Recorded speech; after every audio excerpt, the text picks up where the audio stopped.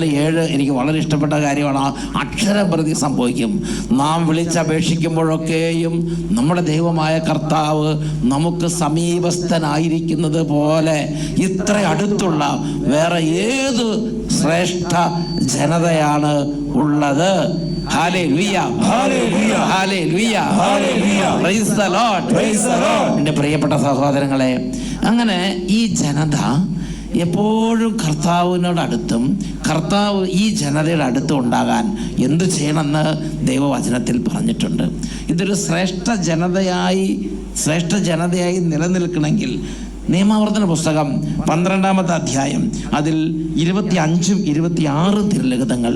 നിയമാവർത്തന പുസ്തകം 12-ാം അധ്യായം 25ഉം 26ഉം തിരുലിഖിതം.